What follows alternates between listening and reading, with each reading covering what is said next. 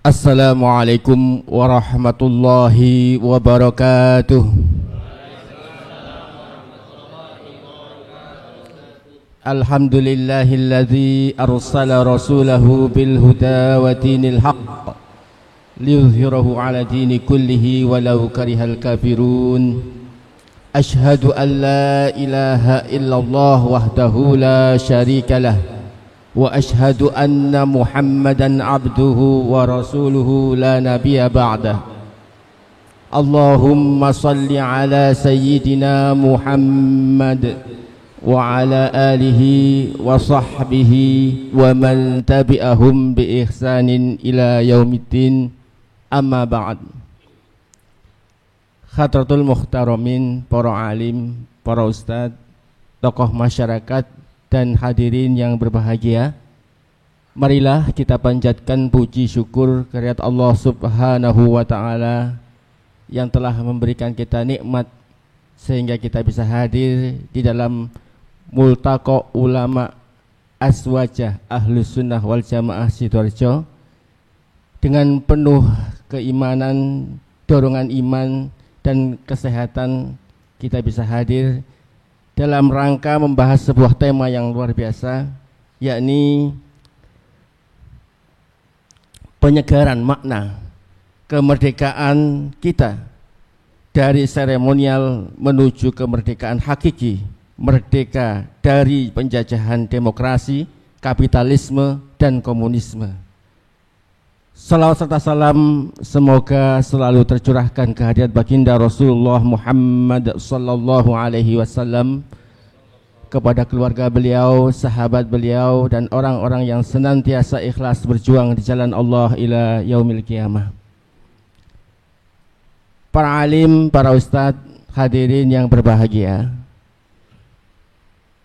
momen yang saat ini kita rayakan, yakni kemerdekaan negeri kita tercinta ini, kita rayakan dengan keceriaan, dengan berbagai lomba permainan semarak.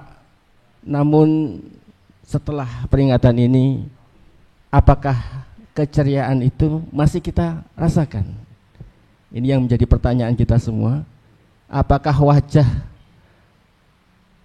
para penduduk negeri ini wajah-wajah yang ceria bahagia, ataukah mereka banyak terhimpit oleh kesulitan hidup, harga-harga yang meningkat,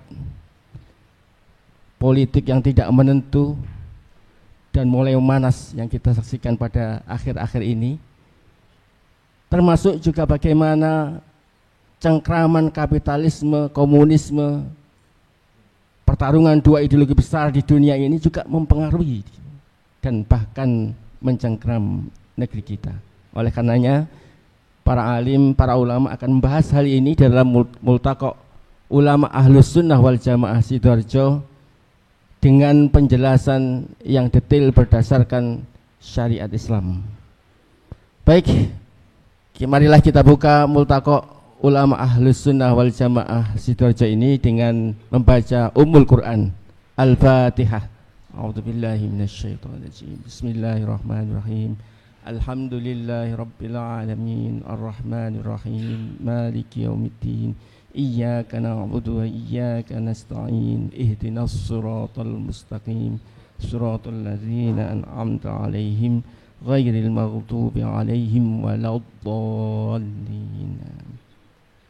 Selanjutnya, tilawah Al-Quran akan disampaikan Ustadz Firman Haryadi. Kepada beliau fal yatafaddal mashkura.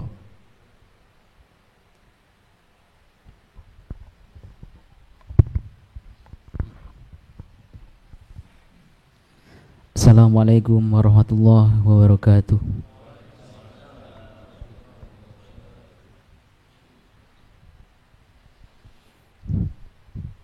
A'udzu billahi minasy syaithanir rajim.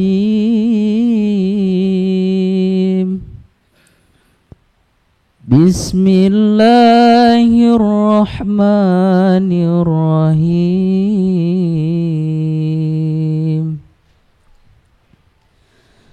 La يقاتلونكم جميعا إلا في قرى محصنة أو من وراء جدر بأسهم بينهم شديد تحسبهم جميعا وقلوبهم شتى ذلك بأنهم قوم لا يعقلون كمثل الذين من قبلهم قريبا ذاقوا وبال أمرهم ولهم عذاب أليم كمثل الشيطان إذ قال للإنسان اكفر فلما كفر قال إني بريء منك إني أخاف الله رب العالمين فكان عاقبتهما أنهما في النار خالدين فيها وذلك جزاء الظالمين يا أيها الذين آمنوا اتقوا الله ولتنظر نفس ما قدمت لغد واتقوا الله إن الله خبير بما تعملون ولا تكونوا كالذين نسوا الله فأنساهم أنفسهم أولئك هم الفاسقون لا يستوي أصحاب النار وأصحاب الجنة أصحاب الجنة هم الفائزون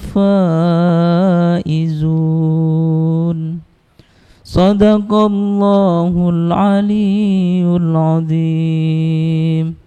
Assalamualaikum warahmatullahi wabarakatuh. Waalaikumsalam warahmatullahi wabarakatuh. Sadaqallahul azim. Maha benar Allah dengan segala firman-Nya. Selanjutnya adalah sambutan dari Sohibul Hajah yang akan disampaikan Ustadz Muhammad Furqon Shaltut. Kepada beliau fal yatafadhal mashkura.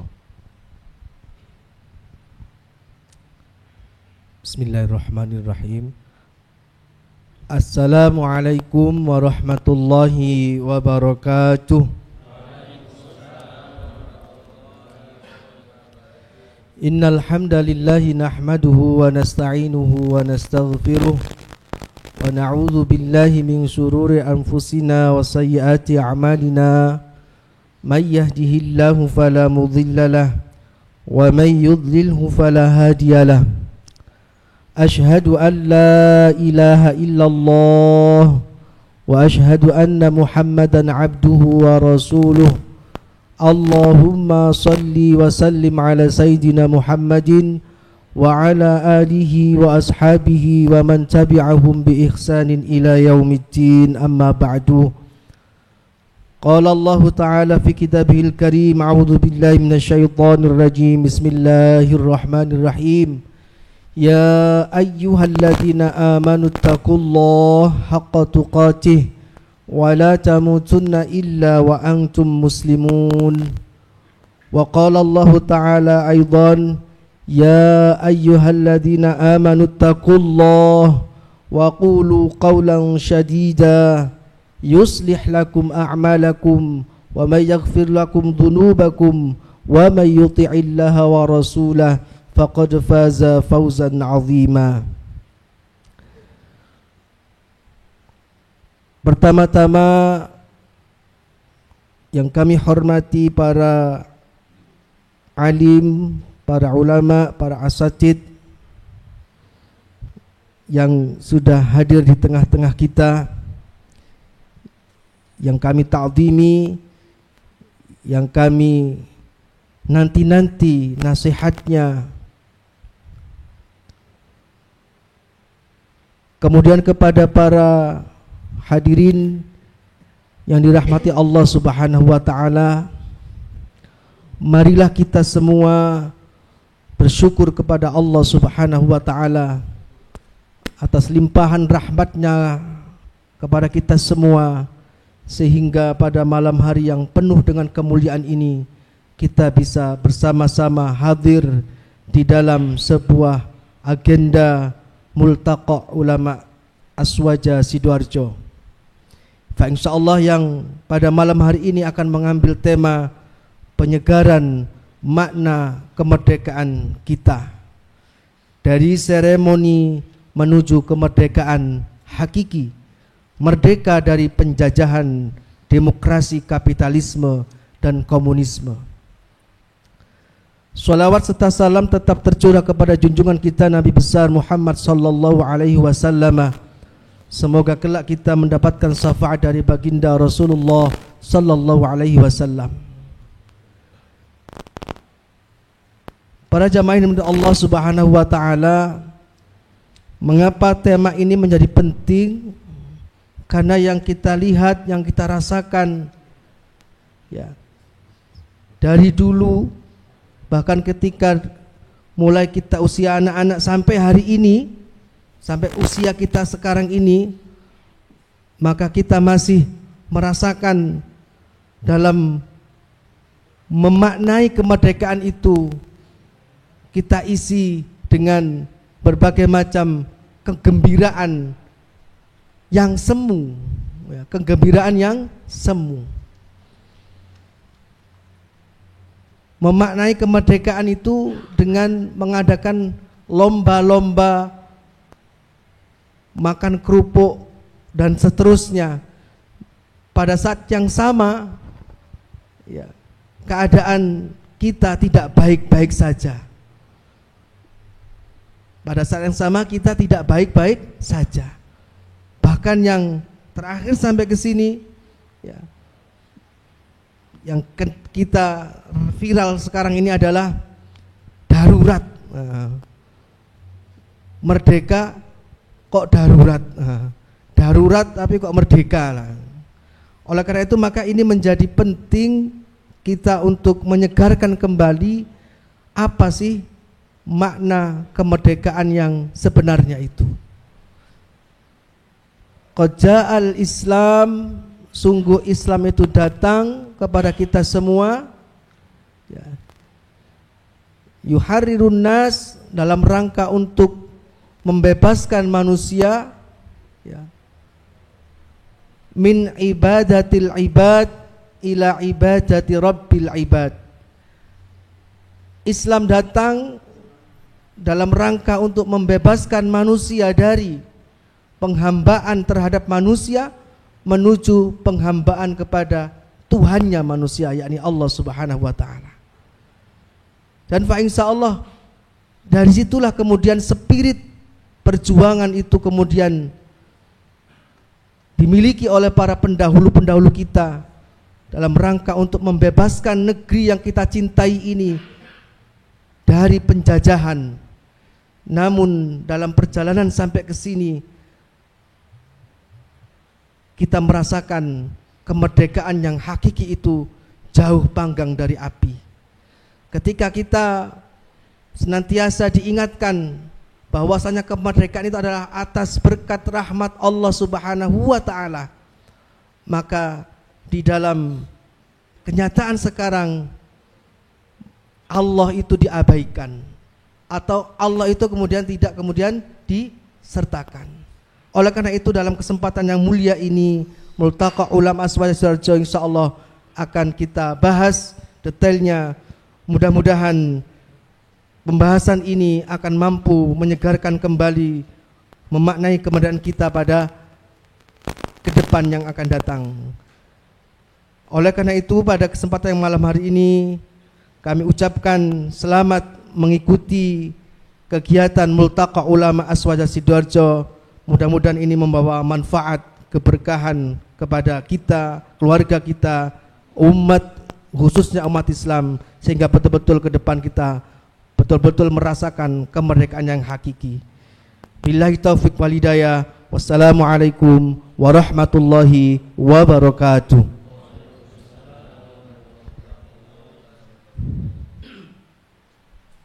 Terima kasih kami haturkan kepada Ustadz Furqon Syaltut yang telah memberikan sambutan sebagai sahibul hajah yang mempersiapkan acara, mengundang para ulama dan juga para hadirin sekalian.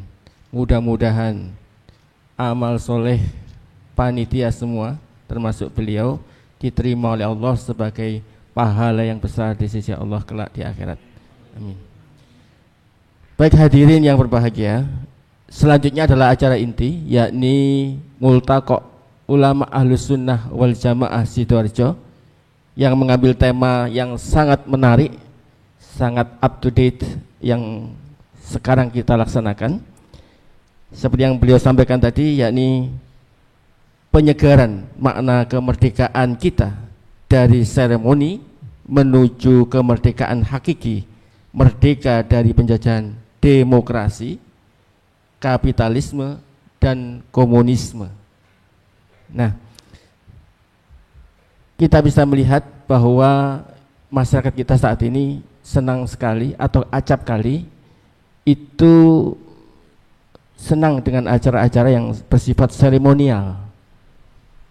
Tetapi kadang kita semua terlupakan dengan hakikat dari sebuah makna, sebuah peristiwa.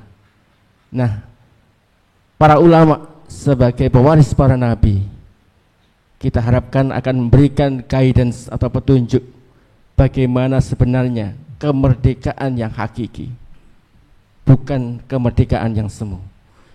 Nah, untuk yang pertama, maqalah minal ulama akan disampaikan Yai Abdul Razak kepada panjenenganipun Yai Abdul Razak bal yatafadhal masykura.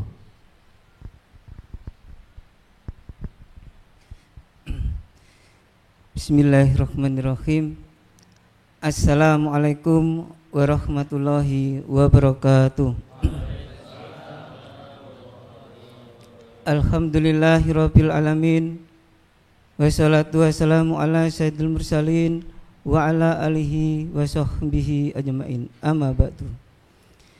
Segala puji syukur kita panjatkan kehadirat Allah Subhanahu wa taala, di mana pada malam hari ini kita masih diberikan oleh Allah sebuah kenikmatan, yaitu kenikmatan iman, Islam, dan kesehatan, sehingga kita bisa bertemu kembali di acara Multaqa Ulama Aswaja Sidoarjo, Jawa Timur.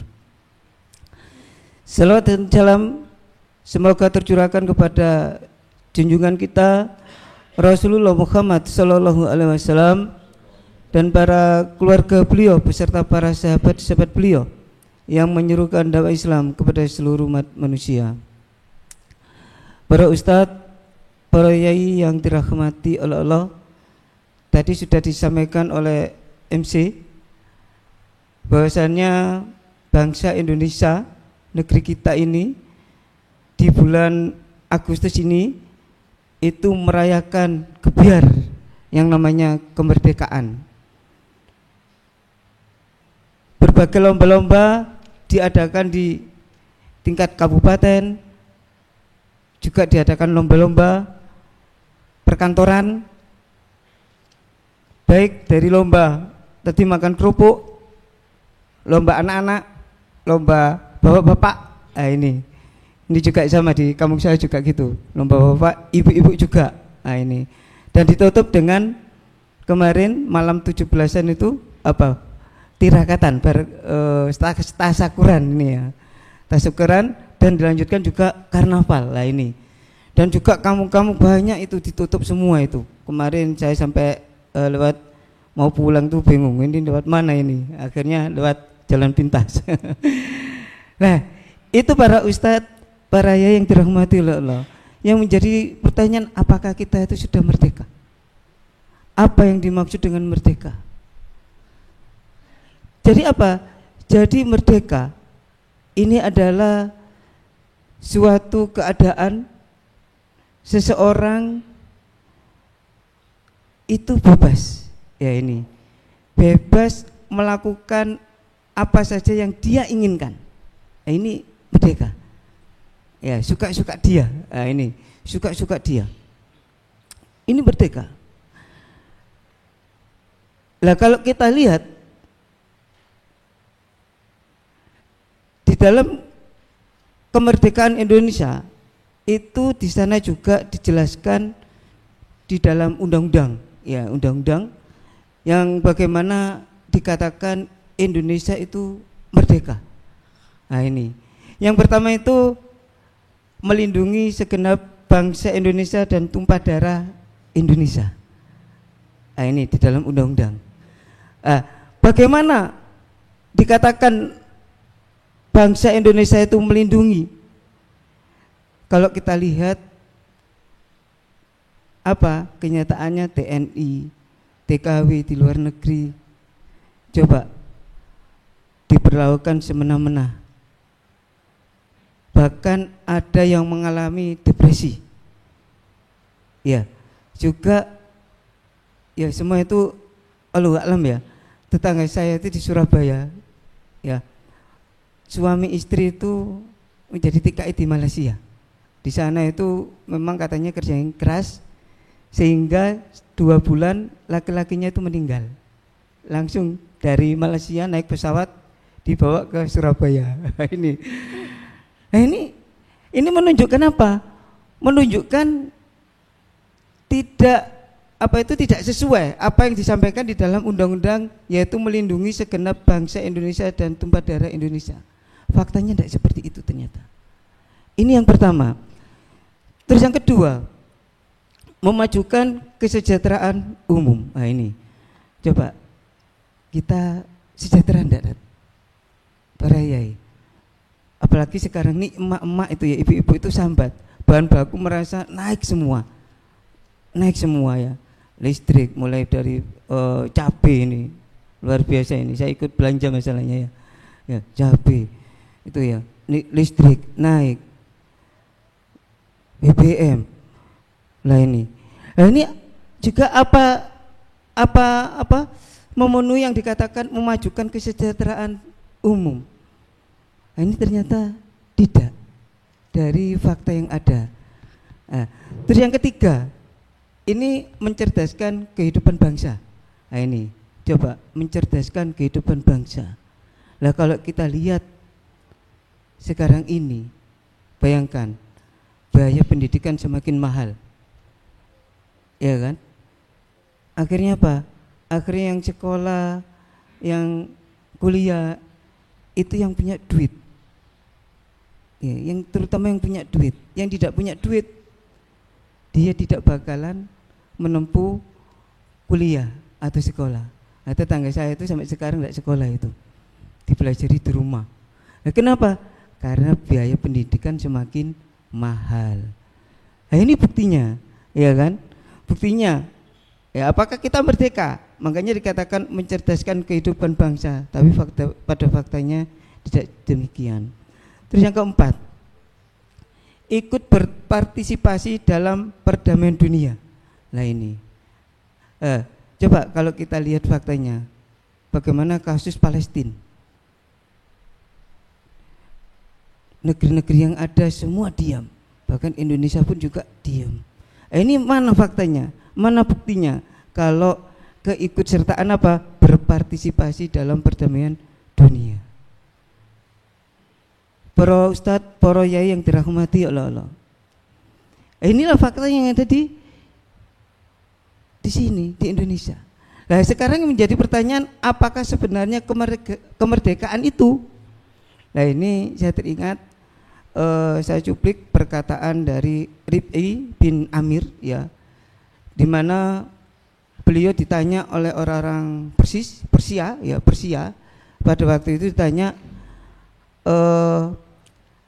kenapa, ini ya ditanya ya, jadi kenapa datang ke sini gitu loh, kenapa datang ke sini? Apa yang dijawab oleh Rib'i bin Amir? Dia mengatakan, Allah telah mengutus kami membebaskan manusia dari penghambaan selain Allah hanya untuk menyembah Allah semata. Nah, itulah kemerdekaan. Ya. Jadi apa?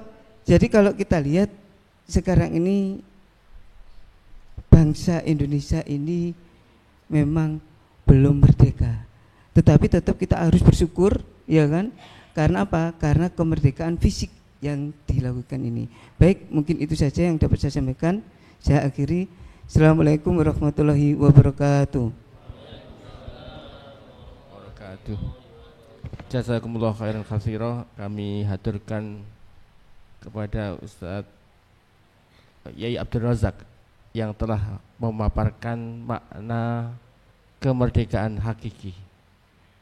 Nah, hadirin yang berbahagia, kalimah minal ulama yang kedua akan disampaikan Ustadz Muhammad Rizki Nafis. Kepada beliau fal yatafadhal masykura. Bismillahirrahmanirrahim. Assalamualaikum warahmatullahi wabarakatuh.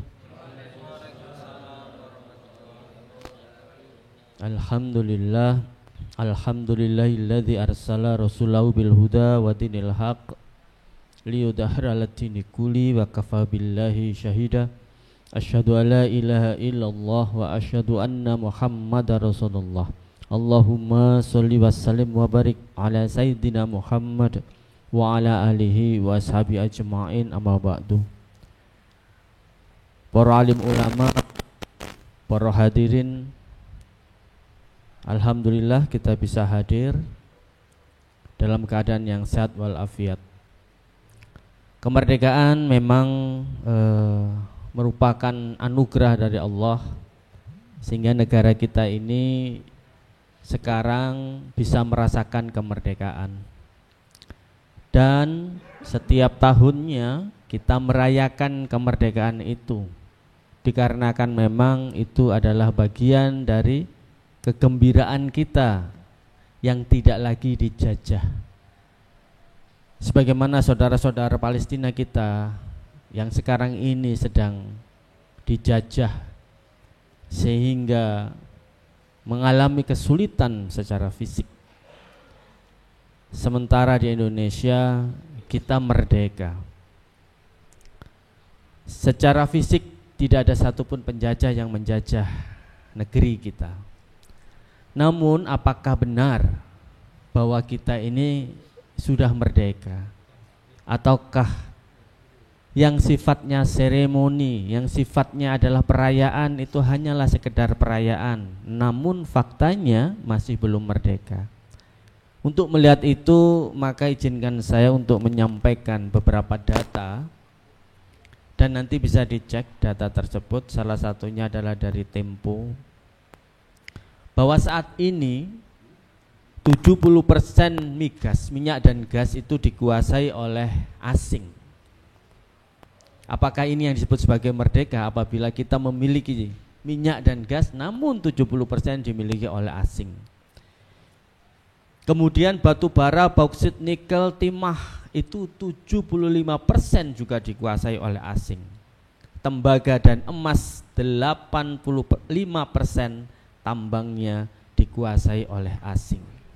Tentu ini sangat miris kalau kita mengatakan kekayaan kita miliki, faktanya 80% lebih semua tambang yang kita miliki dikuasai oleh asing. Yang kedua, dari sisi telekomunikasi, kita mengingat bahwa informasi saat ini sangatlah penting, sehingga rahasia apapun suatu negara itu terletak pada informasi. Kita lihat sekarang 35% saham Telkomsel dikuasai oleh asing. 66% XL pun dikuasai oleh asing. Bagaimana dengan Indosat? 65% saham Indosat dikuasai oleh asing. Dan Tri 60% juga dikuasai oleh asing. Ini sangat memiriskan. Bagaimana informasi ini bisa dikuasai oleh asing. Belum lagi faktor lain. Contohnya pemerintah juga akan melegalkan atau menyampaikan bahwa 40% perkebunan pun dikuasai oleh asing. 40% pelabuhan itu juga dikuasai oleh asing. Bahkan operator kebandaraan pun akan diberikan 100% kepemilikan oleh asing. Periklanan 51%. Bayangkan apabila opini dikuasai oleh asing, maka sulit kita untuk bisa mandiri.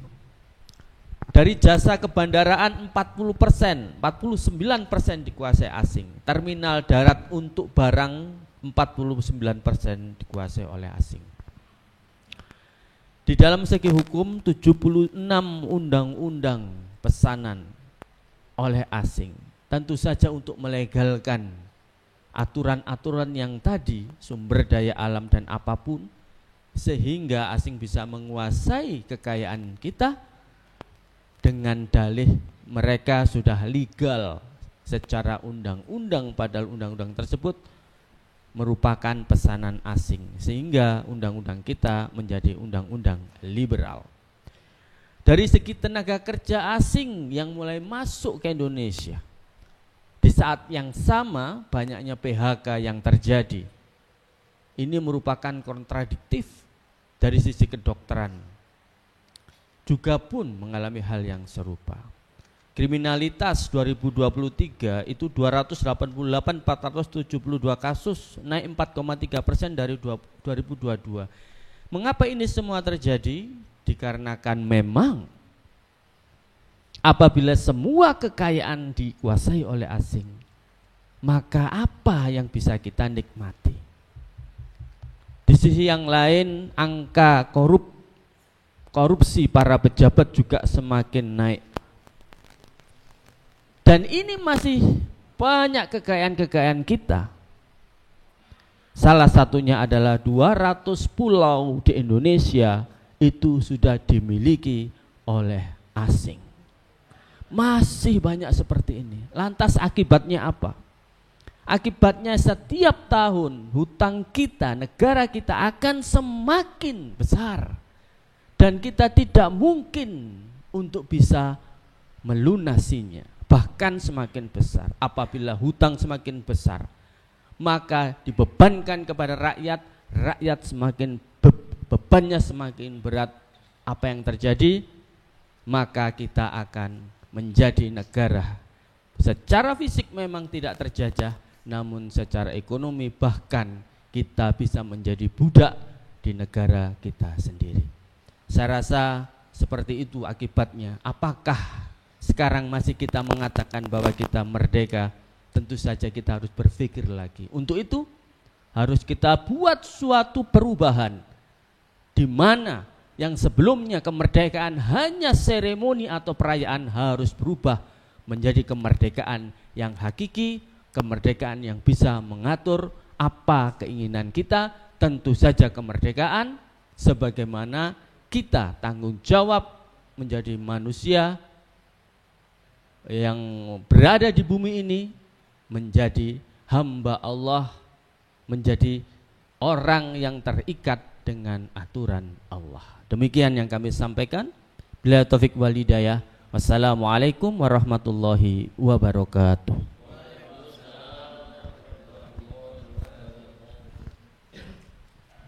Jazakumullah khairan katsira, kami haturkan kepada Ustadz Muhammad Rizky Nafis yang memberikan penjelasan luar biasa, yang saat ini kita euforia melakukan lomba-lomba, tapi mendengar penjelasan beliau tadi sepertinya kok agak menurun semangatnya ini. Apakah kita sudah merdeka? Nah, itu menjadi pertanyaan besar bagi kita semua, dan tentu kita ingin benar-benar merdeka. Nah, ini ya. Baik, kalimah minal ulama selanjutnya akan disampaikan Ustadz Hilmi Rosyid. Kepada beliau fal yatafadhal masykur. Bismillahirrahmanirrahim. Assalamualaikum warahmatullahi wabarakatuh.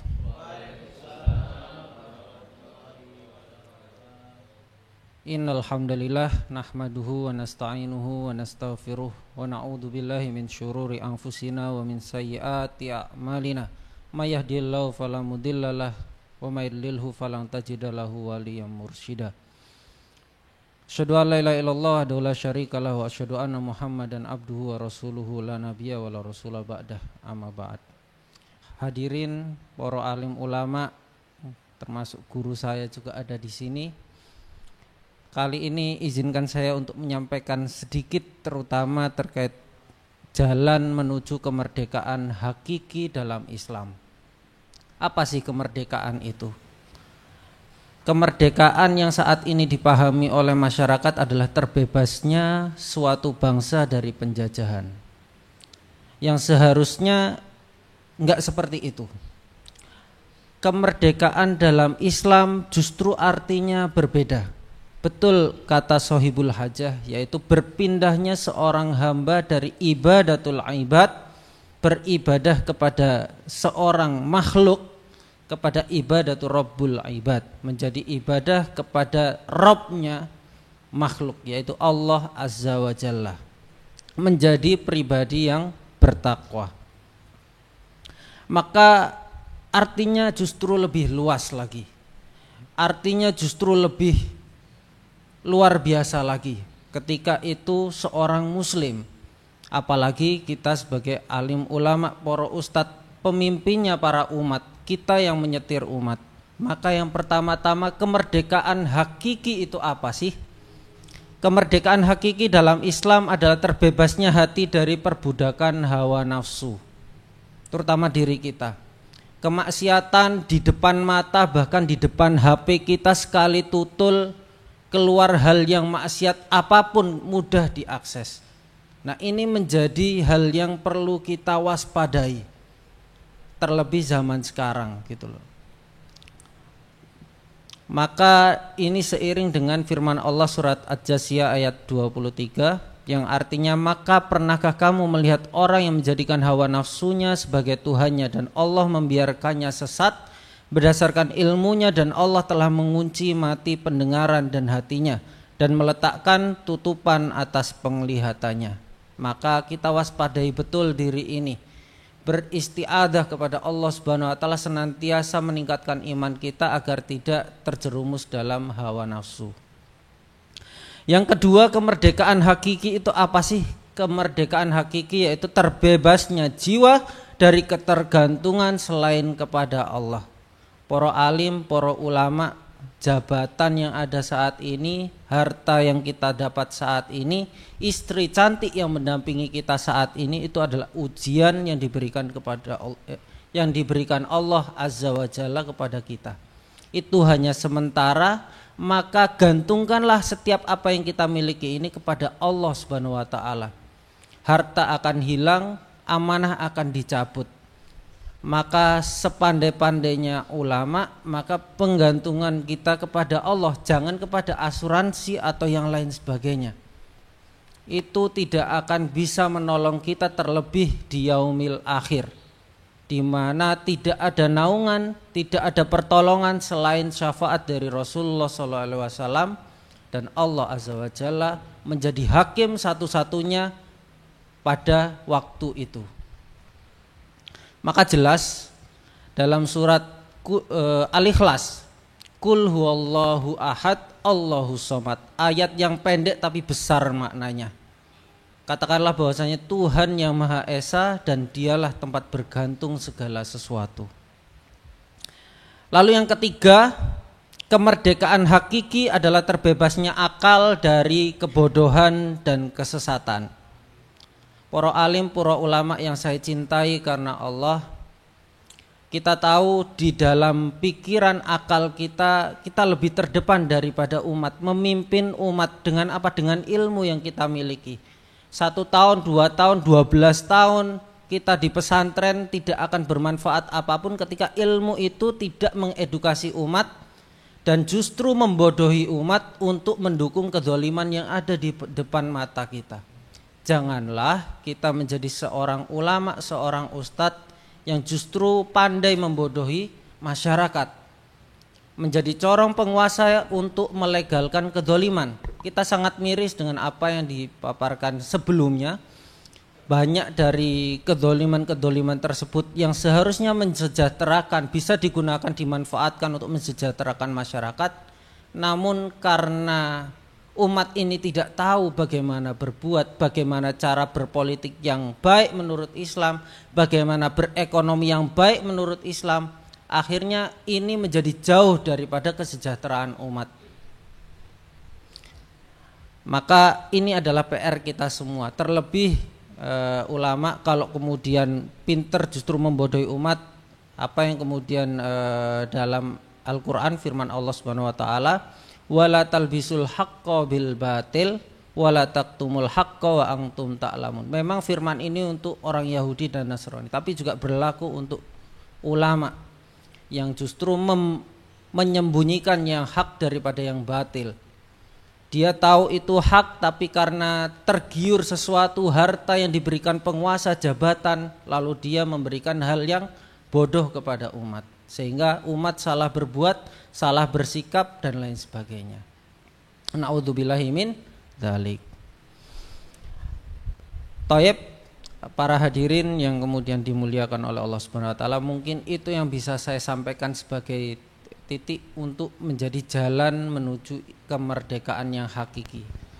Kemerdekaan yang final, yaitu kemerdekaan yang penuh kehambaan kita kepada Allah. Gantungkan apa yang kemudian menjadi milik Allah kepada pemiliknya, termasuk dalam hal ekonomi, dalam hal bisnis, dalam hal politik terutama. Wallahu muwaffiq ila aqwamit thoriq.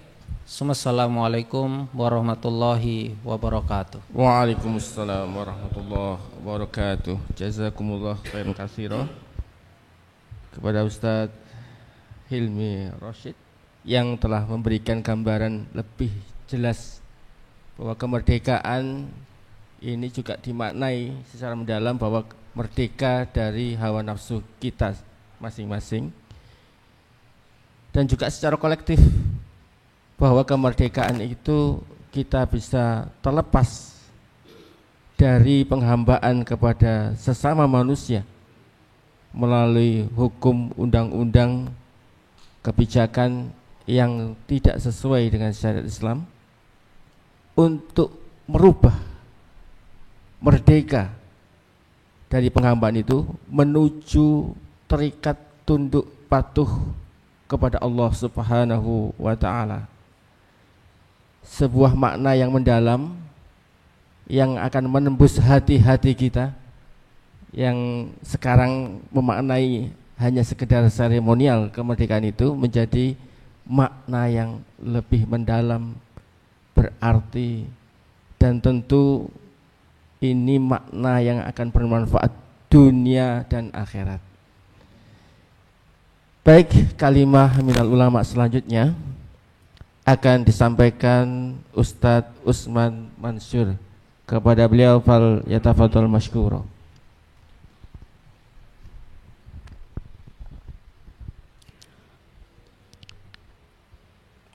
Assalamualaikum warahmatullahi wabarakatuh. Innal hamdalillah nahmaduhu wa nasta'inuhu wa nastaghfiruh wa na'udzu billahi min shururi anfusina wa min sayyiati a'malina. May yahdihillahu fala mudhillalah wa may yudlil fala hadiyalah. Asyhadu an la ilaha illallah wahdahu la syarikalah wa asyhadu anna Muhammadan abduhu wa rasuluh, amma ba'du.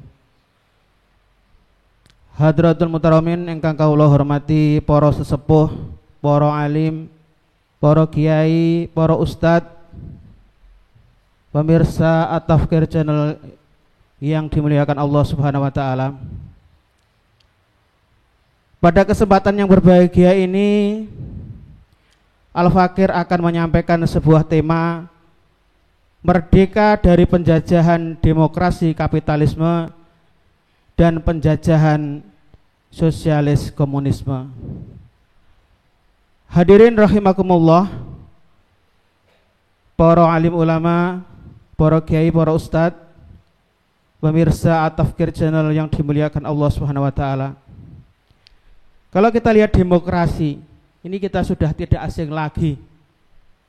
Mulai SD kita sudah dididik, mulai SMP, SMA dan seterusnya. Demokrasi adalah suatu pemerintahan dari rakyat, oleh rakyat dan untuk rakyat.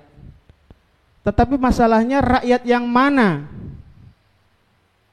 Apakah rakyat yang berkuasa atau rakyat yang punya duit, atau seluruh rakyat, baik itu yang kaya, yang setengah kaya, yang miskin, dan yang di bawah garis kemiskinan, semuanya itu merasakan itu. Faktanya tidak. Kita melihat misalkan masalah pendidikan di sistem demokrasi kapitalisme, begitu mahalnya uang UKT, sehingga banyak di antara anak-anak kita kaum muslimin yang seharusnya mereka itu bersekolah melanjutkan ke perguruan tinggi, sekarang begitu mahal luar biasa, sehingga banyak dari anak-anak kita yang setelah SMA itu tidak bisa melanjutkan. Ini sebuah sistem yang seperti apa? Hadirin rahimakumullah, pemirsa At-Tafkir Channel yang dimuliakan Allah Subhanahu wa taala. Demokrasi kapitalisme menurut Benjamin Franklin ya, tahun 1789 mengatakan di dunia ini tidak ada yang pasti kecuali kematian dan pajak. Jadi salah satu daripada sistem demokrasi kapitalisme itu adalah pajak yang sangat luar biasa. Hadirin rahimakumullah,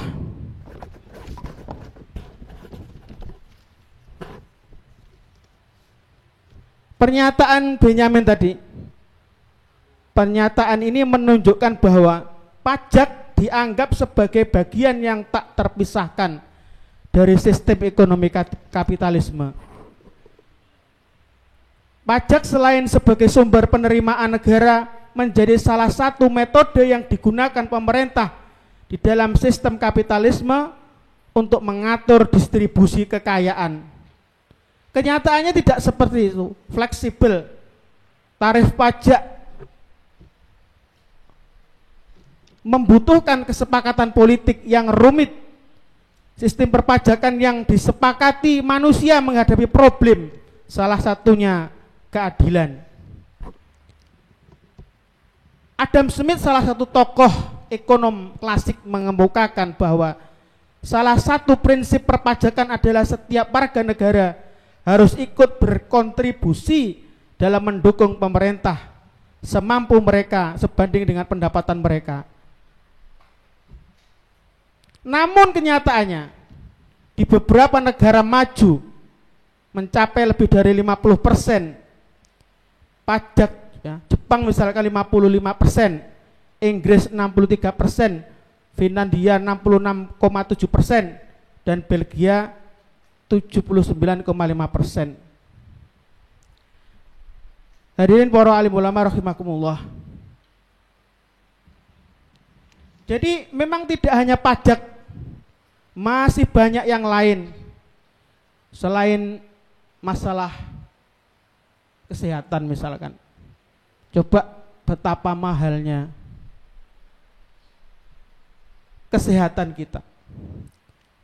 Kesehatan kita begitu mahal luar biasa. Sehingga orang miskin dilarang sakit meskipun ada BPJS. Tapi kenyataannya terkadang kita untuk membayar itu kesulitan, terutama bagi orang-orang miskin. Belum lagi ya, uang sekolah begitu sangat mahal. Begitu juga tentang pekerjaan. Banyak sekali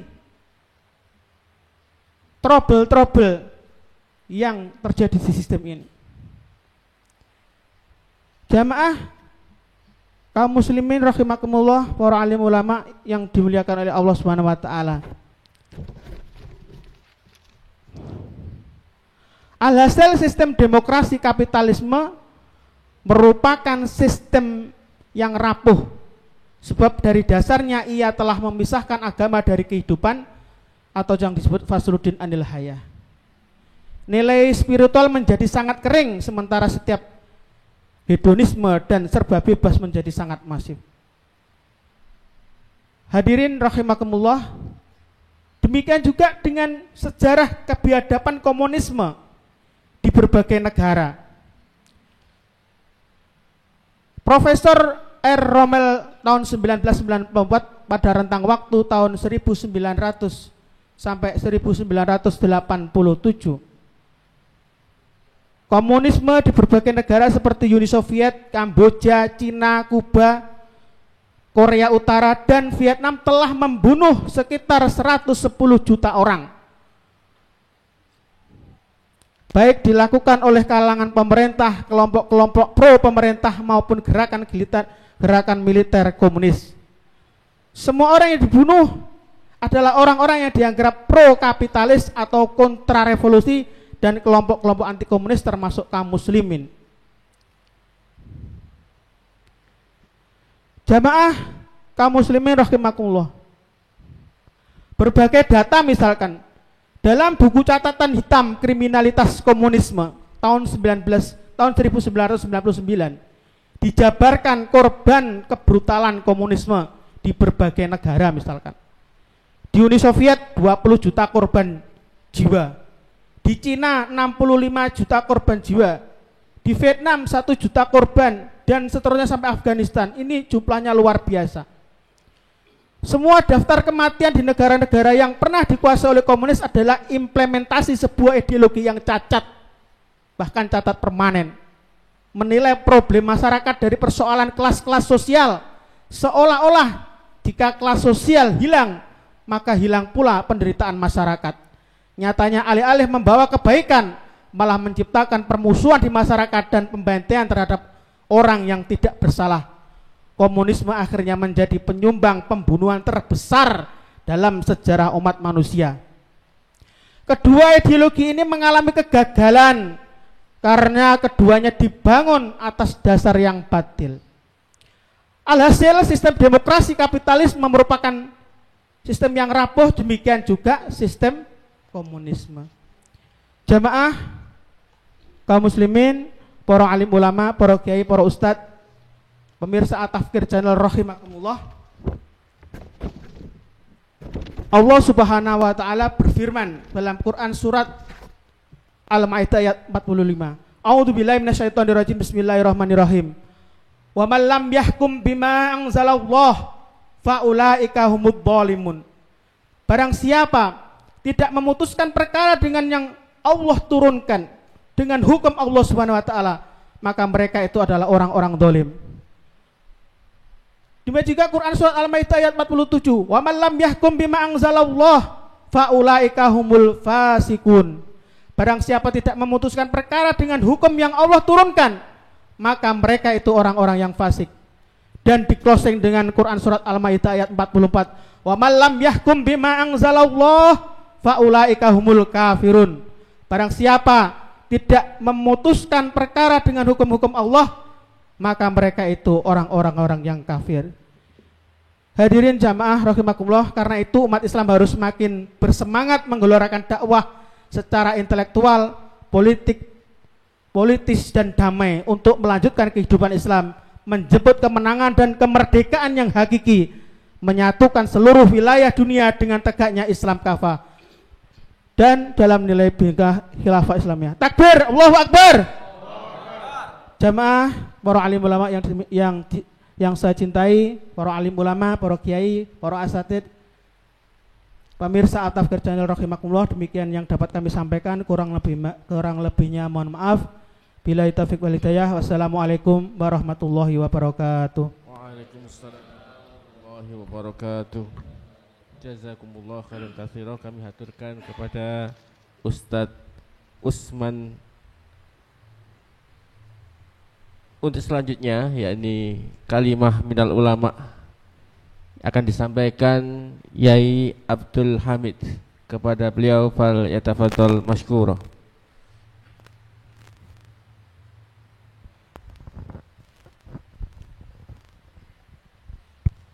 Assalamualaikum warahmatullahi wabarakatuh. Alhamdulillah wa sholli ala Rasulillah la haula wala quwata illa billah. Asyhadu an la ilaha illallah wahdahu la syarikalah wa asyhadu anna Muhammadan abduhu wa rasuluhu la nabiyya wa la rasula ba'dah. Rabbi shrah li sadri wa yassir li amri wa hlul 'uqdatam min lisani yafqahu qawli. Para alim, para ulama rahimakumullah, alhamdulillah kesempatan malam hari ini kita bisa bertemu dalam multaqa ulama, mudah-mudahan menjadi kebaikan untuk kita sekalian dan mudah-mudahan dicatat oleh Allah sebagai amal jariah yang tidak akan terputus sampai hari kiamat. Amin ya rabbal alamin. Salat dan salam semoga tetap tercurahkan kepada Rasulullah Muhammad SAW, suri tauladan bagi kita sekalian. Mudah-mudahan kita bisa mencontoh beliau, mengamalkan apa yang telah beliau ajarkan, yaitu ajaran Islam. Amin ya rabbal alamin. Para alim, para ulama rahimakumullah, tadi sudah dipaparkan dari para kiai, para asatid, ya, dan semakin jelas bagi kita sekalian prinsipnya. Kalau merdeka itu berarti terbebas dari kemelaratan menuju kemakmuran. Leres namawadan, betul? Terbebas dari penjajahan menuju kemerdekaan, betul? Terbebas dari belenggu pajak menuju pembebasan pajak, betul? Nah, kenyataannya sekarang pajak tambah banyak. Terbebas dari pelaku-pelaku koruptor yang menggurita, betul? Sekarang kenyataannya koruptor semakin luar biasa mengguritanya, sampai sulit untuk diambil kembali oleh negara. Merdeka berarti juga aset-aset negara, sebagaimana Ustadz Nafis tadi menyampaikan, itu mestinya harus dikuasai oleh negara dan dikuasai oleh rakyat. Betul apa salah? Betul apa betul? Nah, mestinya begitu. Ternyata menurut beliau tadi 75% itu dikuasai oleh asing. Luar biasa. Merdeka berarti kita juga merdeka dari utang. Betul apa betul? Ternyata kenyataannya kita utangnya semakin melambung, luar biasa. Nah, inilah kalau kemudian merdeka tidak merdeka, merdeka tapi hakikatnya tidak merdeka, merdeka tapi hakikatnya diperbudak, ya, berarti kita ini merdeka atau belum? Secara hakiki merdeka apa belum? Secara yuridis merdeka, tapi secara hakiki tidak merdeka. Nah, inilah persoalan bagi kita sekalian. Maka dari itu kemudian Allah sudah mengingatkan ribuan tahun yang lalu, 14 abad yang lalu, di surat Ar-Rum ayat 41, dilanjutkan dengan 42. Tapi saya pada kesempatan kali ini hanya menyampaikan surat Ar-Rum ayat 41. Allah berfirman, a'udzubillahi minasyaitonirrajim, dhuharul fasadu fil barri wal bahri bima kasabat aydin nas liyudhiqahum ba'dalladzi amilu bih la'allahum yarji'un. Telah nampak merajalela kerusakan di darat maupun juga di laut akibat dari perbuatan manusia, bima kasabat aydin nas. Nah, bima kasabat aydin nas, para ulama tegas. Itu yang pertama disambung dengan ayat Ar-Rum 42.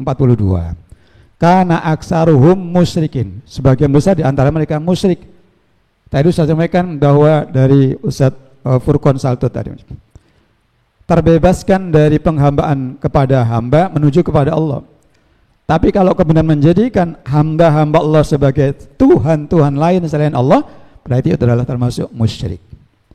Nah, sebagaimana Allah menyampaikan di dalam Al-Quran, ittakhadhu ahbaruhum wa ruhbanahum arbaban min dunillah.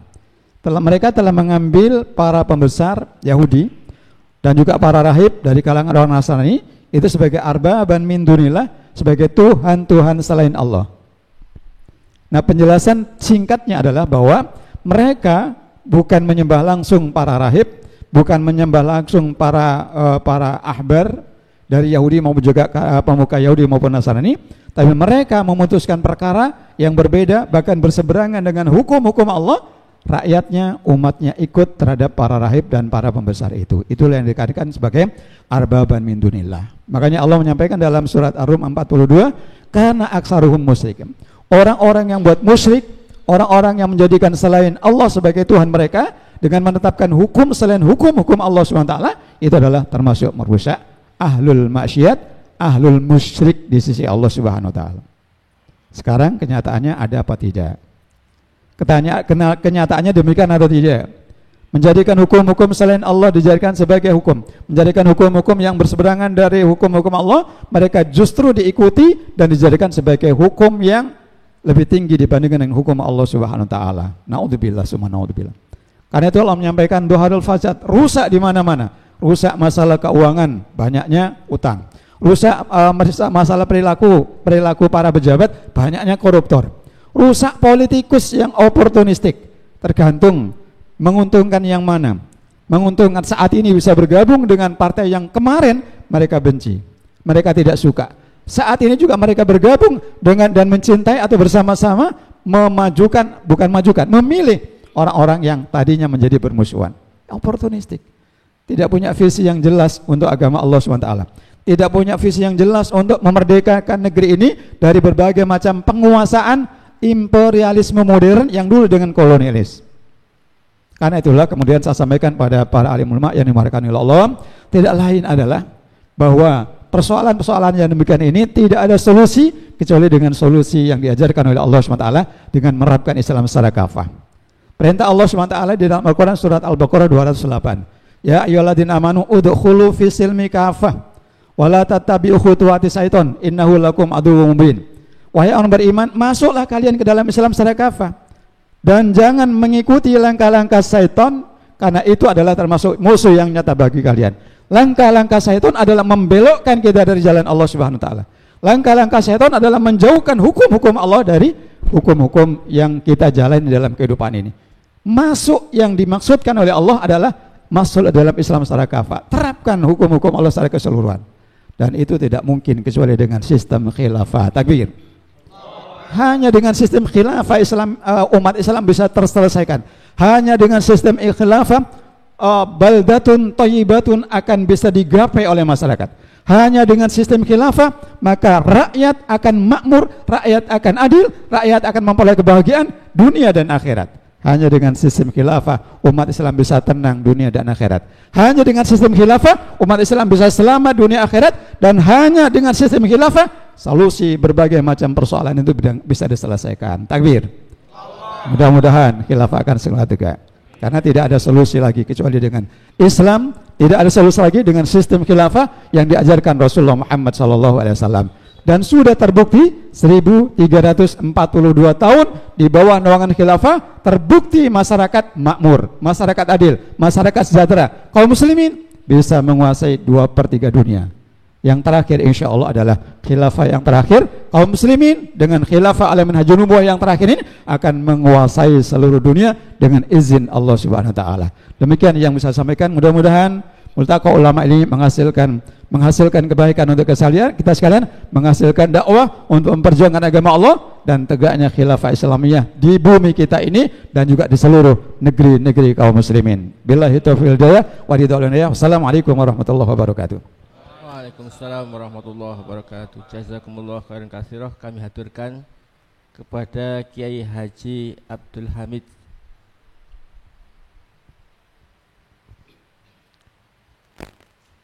dan beliau telah menyampaikan dengan sangat luar biasa bahwa ketika kita mengikuti hukum buatan manusia, maka hasilnya adalah kesempitan hidup, harga barang yang tinggi, kemudian pajak yang tinggi, sumber daya alam dikuasai oleh asing, dan semua hal yang berkaitan kepentingan rakyat kemudian diserahkan kepada para oligarki.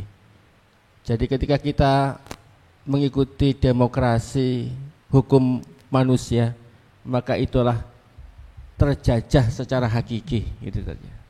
Jadi kita harus melepaskan diri dari keterjajahan hakiki menuju kemerdekaan yang hakiki. Yang beliau jelaskan adalah menerapkan hukum Allah dengan sistem khilafah Islamiyah. Semakin jelas penjelasan kemerdekaan yang telah beliau semua para ulama sampaikan, dan yang menjadi kita bersemangat bahwa ada jalan keluarnya. Dari semua problem ini ternyata kita punya jalan keluar, yakni Islam. Akan semakin menarik kalimah minal ulama yang selanjutnya akan disampaikan Ustadz atau Kiai Habib Ibnu Anwar. Kepada beliau fal yatafadhal masykur.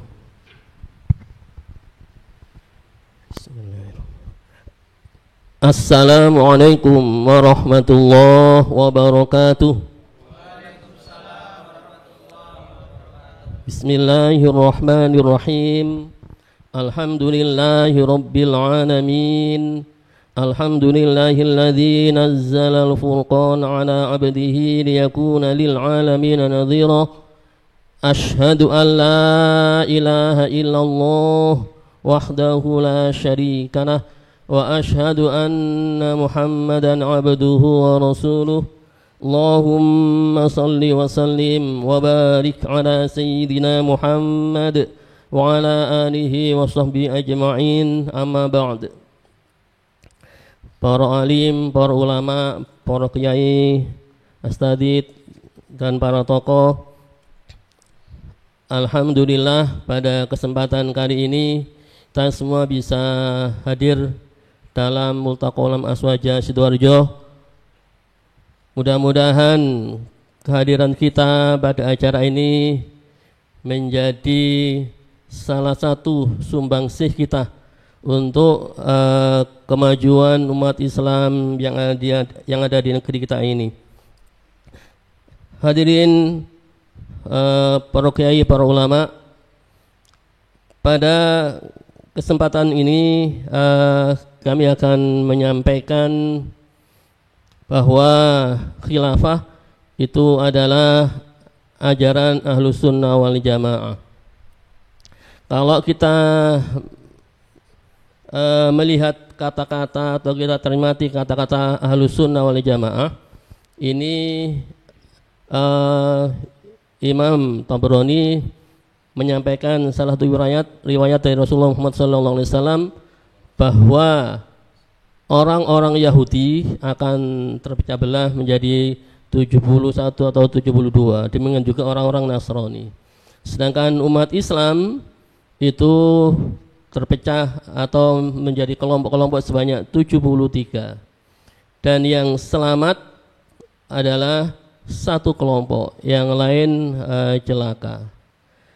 Nah, satu kelompok yang selamat itu siapa? Para sahabat bertanya pada Rasulullah SAW, wa man najiyah? Ya Rasulullah, siapa kelompok yang selamat itu? Qala, beliau menjelaskan Ahlus Sunnah wal Jamaah. Beliau mengatakan yang selamat adalah Ahlus Sunnah wal Jamaah. Qila, sahabat bertanya, wa mas sunnah wal jamaah? Siapa ya Rasulullah Ahlus Sunnah wal Jamaah itu? Beliau mengatakan ma ana alaihil yaum wa ashabi, yaitu kelompok yang saya ada di atasnya pada hari ini dan juga para sahabat. Khadrah Syekh Kiai Haji Muhammad Hashim Asy'ari menjelaskan juga tentang Ahlus Sunnah ini di dalam kitab Az-Ziyadatut Ta'liqat. Beliau mengatakan amma Ahlus Sunnah fahum ahlu tafsir wal hadis wal fikhi fa innahum al muhtadun al mutamassikun bi sunnati nabi sallallahu alaihi wasallam wal khulafa'i ba'dihi rasyidin. Jadi menurut Khadrah Syekh Kiai Haji Muhammad Hashim Asy'ari bahwa Ahlus Sunnah adalah ahli tafsir, ya, ahli hadis dan ahli fikih, ya. Kemudian mereka orang-orang yang mendapat petunjuk dan bersikukuh atau berpegang teguh pada sunnah Nabi Muhammad SAW dan khulafaur rasyidin setelahnya. Kemudian beliau menjelaskan wahum ta'ifatun najiyah, mereka itulah kelompok yang beruntung, kelompok yang berbahagia, kelompok yang beruntung, yang selamat. Qalu wa qad ijtama'at al-yaum fi madhabil arba'ah. Mereka itu terkumpul dalam 4 imam madhab, ya. Imam madhab Hanafi, Syafi'i, Hambali dan Maliki. Ya, mereka itulah orang-orang yang termasuk Ahlus Sunnah wal Jamaah. Nah, itulah orang-orang yang betul-betul selamat, kelompok yang selamat dari berbagai firqah yang ada. Nah, bahwa khilafah ini juga warisan Rasulullah SAW.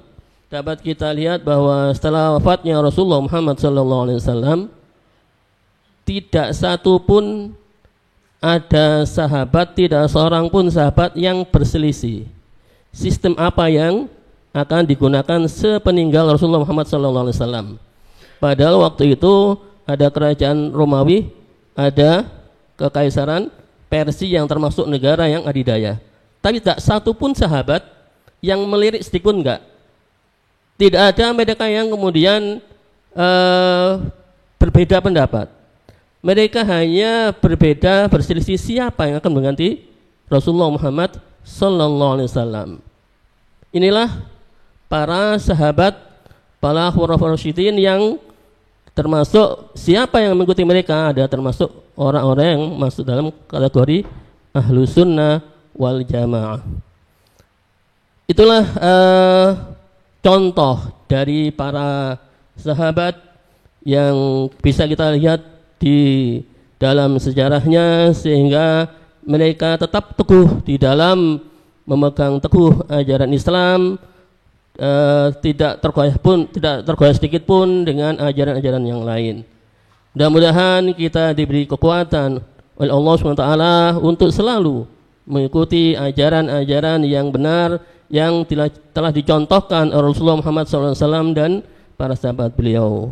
Demikian, assalamualaikum warahmatullahi wabarakatuh. Waalaikumsalam warahmatullahi wabarakatuh. Jazakumullah khairan katsirah.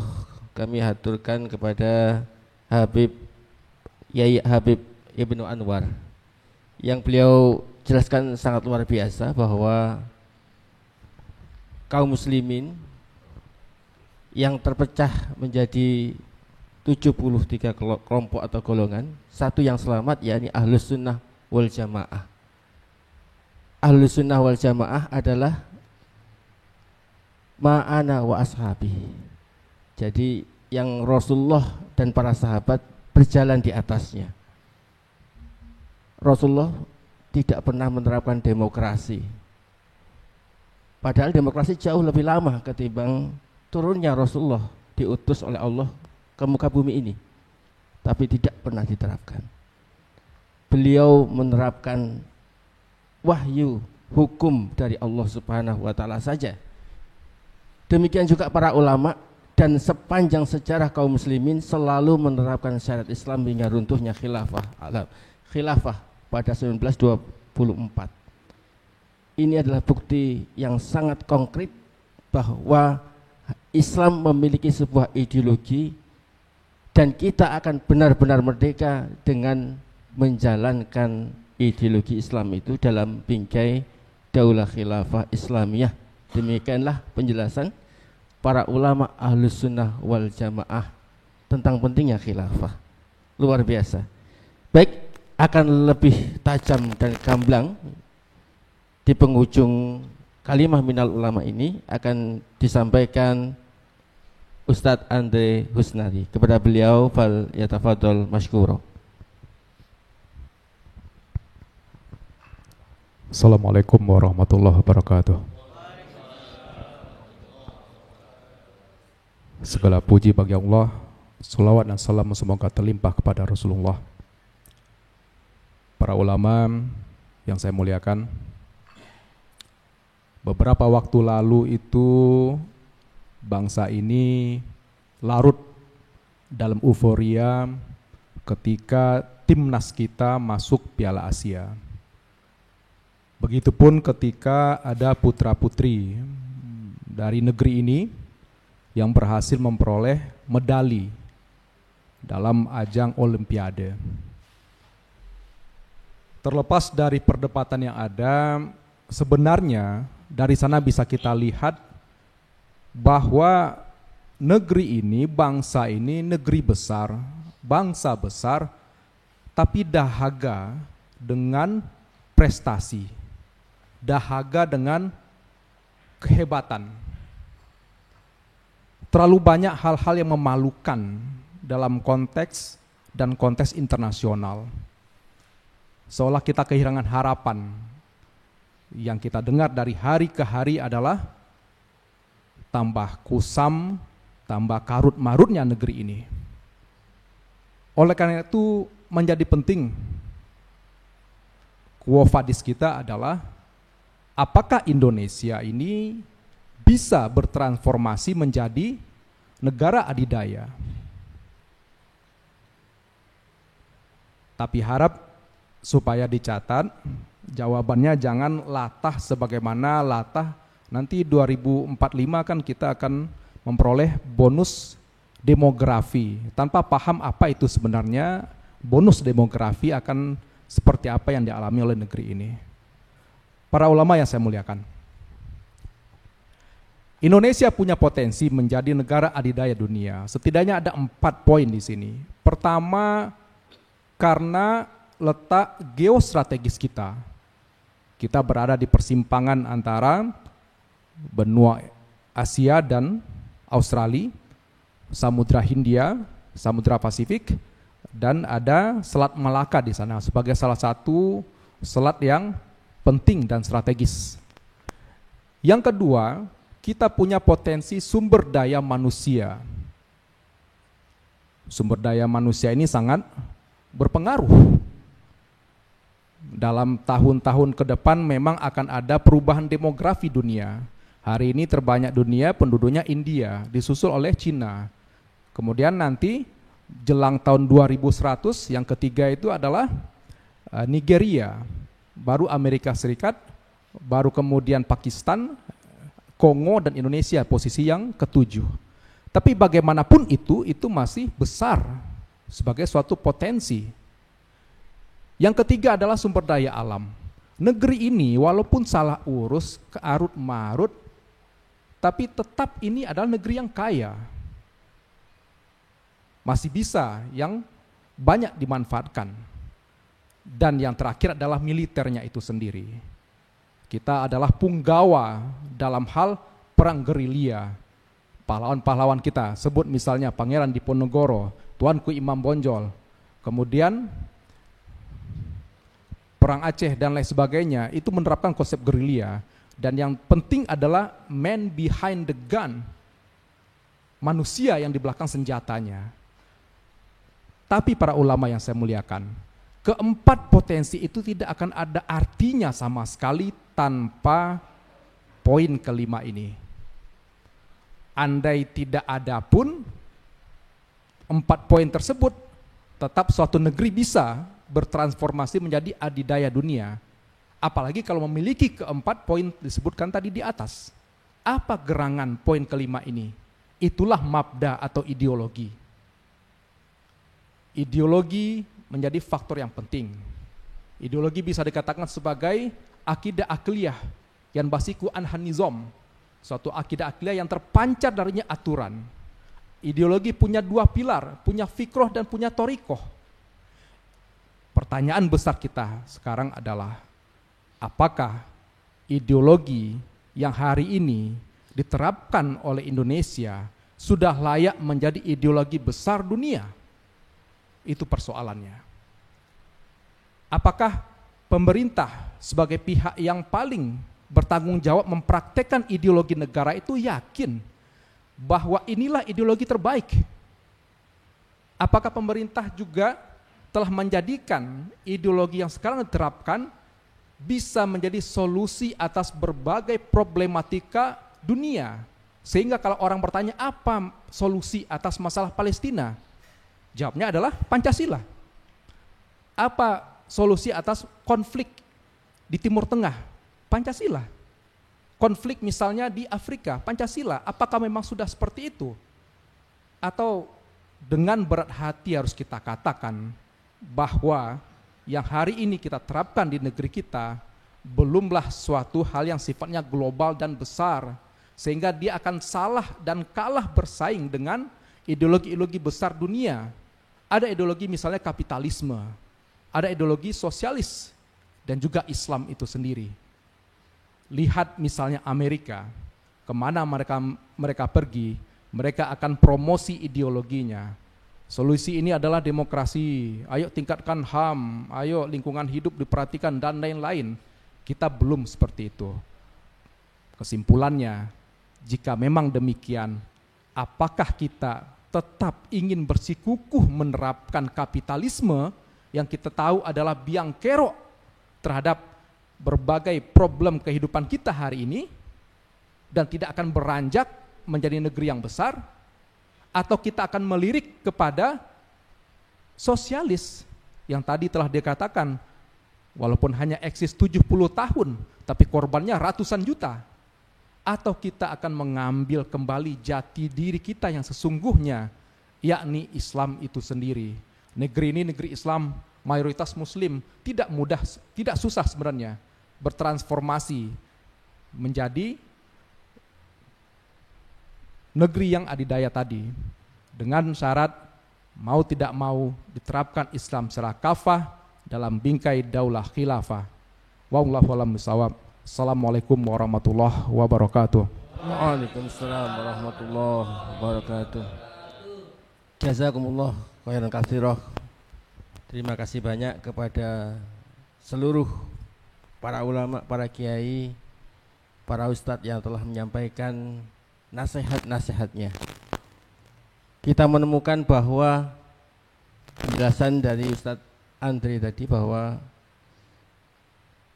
ketika negeri kita dengan potensi yang begitu besar, jumlah penduduk yang sangat besar, kekayaan alam yang begitu besar, letak geografis yang juga sangat luar biasa, cuman satu kekurangannya, yakni tidak menerapkan mabda Islam, yakni ideologi Islam. Dengan menerapkan mabda Islam, niscaya kita akan menemukan kemerdekaan yang hakiki. Mudah-mudahan demikianlah yang akan kita dapatkan dalam dekade-dekade selanjutnya dalam perjalanan umat Islam dan manusia pada keseluruhannya. Islam kembali menjadi rahmatan lil alamin. Baik, para alim, para ustadz dan tokoh masyarakat serta hadirin yang berbahagia, kita akan sampai pada kesimpulan pembacaan hasil dari kajian kita pada malam hari ini akan dipimpin oleh Ustadz Wasis Haryanto. Namun sebelumnya untuk pembacaan hasil kajian ini kita berdiri bersama-sama di depan, demikian juga para ulama, para ustadz, para pembicara dan juga para hadirin. Kami persilahkan untuk berdiri di belakang para pembicara. Kami persilahkan. Assalamualaikum warahmatullahi wabarakatuh. Alhamdulillah wassalatu wassalamu ala Rasulillah wa ala alihi wa sahbihi wa man walah, amma ba'du. Bismillahirrahmanirrahim.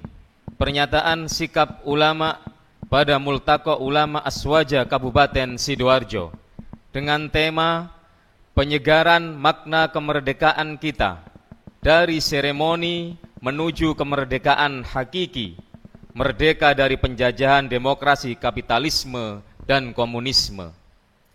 Agustus adalah bulan kemerdekaan bagi bangsa Indonesia. Pada bulan ini diperingati kemerdekaan negeri ini secara seremonial dengan berbagai acara, dari mulai kemeriahan yang sifatnya sederhana sampai pada kemeriahan yang menghadirkan kemewahan. Tahun ini peringatan acara 17 Agustus akan dilakukan di Ibu Kota Nusantara atau IKN. Upacaranya, segala persiapan dilakukan dan dipaksakan untuk itu. Gelontoran dana yang luar biasa disiapkan. Menteri Sekretaris Negara Pratikno mengakui bahwa anggaran perayaan HUT RI ke-79 lebih besar daripada tahun-tahun sebelumnya. Sebab perayaan digelar di dua tempat, di Ibu Kota Nusantara atau IKN dan di Jakarta. Temuan Fitra menyebutkan angka 7,8 miliar yang digelontorkan, sebuah angka fantastis di tengah keterpurukan bangsa ini. Namun itulah acara dan perhelatan seremonial kemerdekaan. Apakah kemerdekaan itu sesungguhnya? Untuk itulah Multaqa Ulama Aswaja diadakan sebagai bentuk ihtimam dan kecintaan yang dipenuhi dengan keinginan untuk memperbaiki negeri yang sangat dicintai ini. Islam hadir dalam rangka menumpas penindasan, penjajahan, dan intimidasi. Islam lahir untuk menumpas penjajahan dan ketidakadilan. Dalam Islam, kemerdekaan hakiki merupakan keadaan di saat kita terbebas dari segala bentuk penghambaan terhadap makhluk, menuju penghambaan secara totalitas hanya kepada Allah Subhanahu wa Ta'ala. Sebagaimana Islam yang datang untuk membebaskan manusia dari segala bentuk penghambaan kepada selain Allah Subhanahu wa Ta'ala, memberantas kezaliman dan menegakkan keadilan berdasarkan aturan yang bersumber dari wahyunya. Misi pembebasan dan kemerdekaan yang diberikan Islam salah satunya tercermin dari pernyataan Rib'i bin Amir At-Tamimi radhiyallahu an. Imam Ibnu Katsir dalam kitabnya Al-Bidayah wan Nihayah dalam bab perang Qadisiyah menceritakan kedatangan sahabat Nabi sallallahu alaihi wasallam selaku utusan pasukan Islam, Rib'i bin Amir At-Tamimi radhiyallahu an. Ia menemui Rustum, panglima perang Persia. Di hadapan Rustum ia berkata, Allah telah mengutus kami untuk mengeluarkan siapa saja yang Dia kehendaki dari penghambaan kepada sesama hamba menuju penghambaan hanya kepada Allah, dari kesempitan dunia menuju keluasannya, dari kezaliman agama-agama menuju keadilan Islam. Tidak ada jalan lain untuk mewujudkan kemerdekaan hakiki kecuali kembali kepada Islam. Mengambil Islam sebagai jalan hidup dan solusi atas setiap problem kehidupan yang dihadapi, serta hidup dalam naungan syariatnya. Memang secara fisik Indonesia telah merdeka, tak ada lagi perang angkat senjata. Namun jika dicermati kembali, apakah sungguh rakyat ini telah merdeka? Indonesia, negeri yang mempunyai sumber daya alam yang melimpah ruah, terletak di garis khatulistiwa, tanah yang subur makmur, namun kemiskinan masih melilit rakyatnya. Banyak anak negeri ini yang tak bisa mengenyam pendidikan, mahalnya biaya kesehatan, biaya hidup, belum lagi negeri kita yang terus terlilit oleh utang, yang secara tidak langsung hutang adalah salah satu bentuk penjajahan ekonomi. Itulah beberapa problem pelik yang dihadapi negeri ini. Masalah kezaliman dan ketidakadilan yang masih terjadi. Penjagaan terhadap akidah umat juga merupakan hal yang patut menjadi perhatian serius bagi kita semua. Di bidang politik dan budaya pun tidak jauh berbeda. Bahkan di dunia pendidikan, kita menjadi sangat prihatin atas lahirnya ketentuan terbaru yang betul-betul membuka keran perzinahan dengan kebebasan alat kontrasepsi kepada pelajar. Bak tikus mati di lumbung padi. Indonesia masih mengalami penjajahan non-fisik di mana sumber daya alam yang melimpah ruah hanya dinikmati asing, dan segelintir orang saja. Sungguh sangat ironi. Semua itu diakibatkan oleh diterapkannya ideologi buatan manusia, baik itu demokrasi kapitalisme maupun komunisme. Penjajahan ala demokrasi kapitalisme dan komunisme sangat terasa dengan kerusakan dan penderitaan yang menerpa rakyat Indonesia. Maka kemerdekaan hakiki adalah bebas merdeka dari demokrasi kapitalisme dan komunisme yang menjadi ummul jaraim atas semua kerusakan yang terjadi. Merdeka dengan Islam, merdeka hanya menghamba kepada Allah Subhanahu wa Ta'ala, merdeka dengan menerapkan syariatnya secara kafah, yang akan membawa rahmatan lil alamin. Umat Islam senantiasa berupaya untuk memperbaiki negeri ini, tentunya dengan sistem terbaik yang diturunkan oleh Allah Subhanahu wa taala kepada baginda Sayyidina Muhammad sallallahu alaihi wasallam. Umat butuh perubahan. Sebagaimana firman Allah Subhanahu wa taala dalam surat Ar-Ra'd ayat 11. A'udzubillahi minasyaitonir rajim. Lahu mu'aqibatum min baini yadayhi wa min khalfihi yahfazunahu min amrillah. Innallaha la yughayyiru ma biqaumin hatta yughayyiru ma bi anfusihim. Wa idza aradallahu biqaumin su'an fala maraddalah wa ma lahum min dunihi miwal.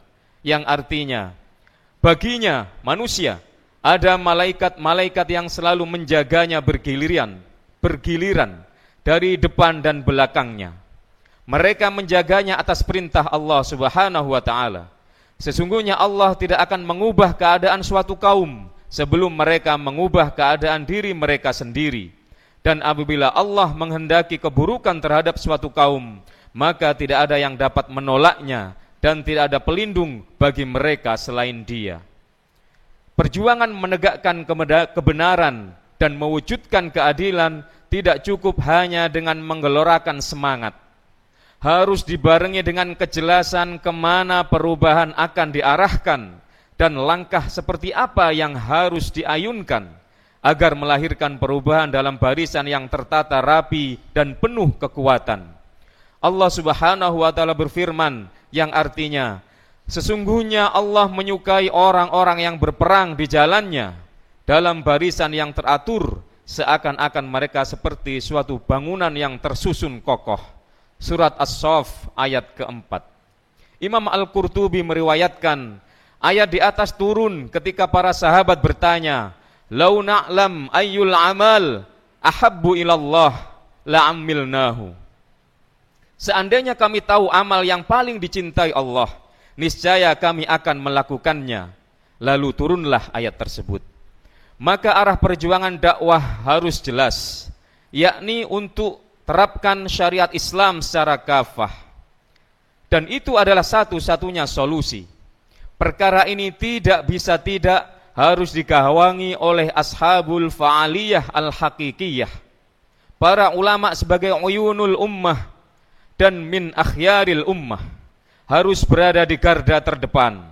Ulama mempunyai kewajiban bukan hanya menjaga bangsa dari kerusakan dan kehancuran, tetapi juga harus bahu-membahu, suka dan duka bersama dalam dakwah yang mulia ini untuk melanjutkan kehidupan Islam dalam institusi formal, serta menawarkan sistem pengganti dari sistem yang telah terbukti tidak mampu memberikan solusi tuntas atas krisis multidimensi dan problematika utama umat ini, dengan sistem yang diwariskan Rasulullah sallallahu alaihi wasallam, yaitu khilafah rasyidah ala minhajin nubuwah. Dengan mempertimbangkan beberapa kondisi. Satu, kondisi negeri ini tidak baik-baik saja, bahkan sudah menuju jurang kehancuran di mana hutang menumpuk, kehidupan sosial rusak, adanya LGBT dan lain-lain, perzinahan seakan dilegalkan, keadilan dalam hukum tidak terbukti, harta kekayaan negeri dicuri dan diambil oleh asing dan asing. Kedua, kemerdekaan yang ada tidaklah dirasakan oleh seluruh rakyat Indonesia. Walau sudah terbebas secara fisik, namun penjajahan bentuk baru dalam politik, ekonomi, budaya, dan lain sebagainya justru semakin jelas. Penjajahan ala demokrasi, kapitalisme, dan komunisme. Ketiga, umat Islam adalah penjaga keutuhan negeri ini dan terbukti telah menjadi penjaga terpercaya dalam mengawal negeri ini dengan kecintaan, dengan takbir dan gelora jihad mempertahankan negeri ini. Keempat, Indonesia adalah negeri yang kaya akan sumber daya alam dan memiliki geopolitik strategis dengan sumber daya manusia yang mampu menunjang, sehingga sangat berpotensi untuk menjadi daulatul ula fil alam, atau negara maju dan adidaya. Kelima, ulama sebagai warathatul anbiya adalah orang-orang yang memiliki kecermatan, kecerdasan, serta pandangan jauh ke depan, istiqomah pada al-haq, dan amal perbuatannya harus sejalan dengan ilmunya. Maka dengan mempertimbangkan berbagai hal tersebut, kami ulama Aswaja Sidoarjo yang hadir dalam Multaqa Ulama Aswaja Kabupaten Sidoarjo, sebagai bentuk kecintaan kami terhadap negeri ini menyatakan: 1. Mengajak umat meninggalkan kemerdekaan seremoni dan kembali kepada kemerdekaan yang hakiki. 2. Kemerdekaan hakiki adalah dengan menjadikan penyembahan hanya kepada Allah Subhanahu wa taala, melaksanakan syariatnya secara kafah dalam seluruh aspek kehidupan, termasuk dalam politik dan pemerintahan. 3. Merdeka dari penjajahan demokrasi, kapitalisme, dan komunisme dengan kembali kepada Islam secara kafah dalam bingkai khilafah ala minhajin nubuwah. 4. Khilafah ajaran Islam, ajaran ahlu sunnah wal jamaah, termaktub dalam kitab-kitab muktabar, menjadi wa'dun wa fardun wa busyra Rasulillah sallallahu alaihi wasallam. 5. Mengajak seluruh masyarakat dan tokoh-tokoh masyarakat untuk bersama-sama memperjuangkan syariat Islam secara kafah dalam naungan khilafah rasyidah ala minhajin nubuwah sebagai kewajiban syar'i dan solusi fundamental untuk menggantikan penerapan sistem sekuler, demokrasi, kapitalisme, dan komunisme yang menjadi akar masalah dan kerusakan di negeri ini. Penerapan khilafah adalah mahkota kewajiban yang harus diemban oleh seluruh kaum muslimin. 6. Negeri ini memiliki potensi untuk menjadi negara besar atau ad-daulatul ula fil alam dengan menerapkan Islam secara kafah dalam bingkai khilafah ala minhajin nubuwah. Demikian pernyataan sikap kami. Semoga Allah meridhoi kita semua. Wa man nasru illa min indillahil aliyyil azim. Hasbunallah wa ni'mal wakil, ni'mal mauna wa ni'man nasir. Ihdinas siratal mustaqim. Sidoarjo, 24 Agustus 2024. Wassalamualaikum warahmatullahi wabarakatuh. Waalaikumsalam warahmatullahi wabarakatuh.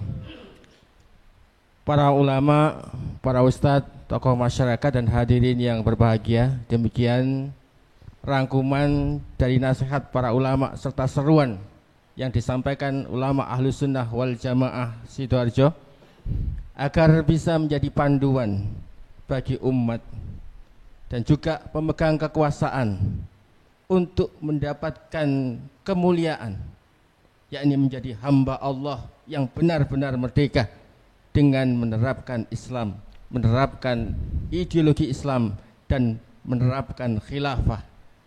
Demikian, selanjutnya kami mohon kepada panjenenganipun Kiai Haji Abdul Hamid untuk memimpin doa. Fal yatafadhal masykurah. Assalamualaikum warahmatullahi wabarakatuh. Waalaikumsalam warahmatullahi wabarakatuh. Kita berdoa, mudah-mudahan doa kita dijabahi oleh Allah Subhanahu wa taala. Bismillahirrahmanirrahim. Allahumma shalli ala sayyidina Muhammadin wa ala alihi wa sahbihi wa barik wa sallim. Alhamdulillahi rabbil alamin. Hamdan syakirin, hamdan naimin, hamdan yuwafi ni'amahu wa yukafi mazidah. Ya Rabbana lakal hamdu kama yanbaghi li wajhikal karim wa adimi sultanik. Allahumma ighfir lana dzunubana wa liwalidayna warhamhuma kama rabbayana shighara. Wa li jami'il muslimin wal muslimat wal mu'minin wal mu'minat al-ahya'i minhum wal amwat innaka sami'un qaribun mujibud da'wat wa yaqdiyal hajat. Allahumma ighfir lana dzunubana wa li ikhwanina alladziina sabaquna bil iman wa la taj'al fi qulubina ghillan lil ladziina amanu rabbana innaka ra'ufur rahim. Ya muqallibal qulub tsabbit qulubana 'ala dinik. Allahumma rabbana la tuzigh qulubana ba'da idh hadaitana wa hab lana min ladunka rahmah innaka antal wahhab. Rabbana atina min ladunka rahmatan wa hayyi lana min amrina rashada. Allahumma inna nas'aluka ilman nafi'a wa amalan shalihan wa rizqan halalan thayyiban kafian mubarakan ya Allah ya rabbal alamin. Allahumma ansurna wa ahlana wal muslimin. Allahumma sallimna wa ahlana wal muslimin.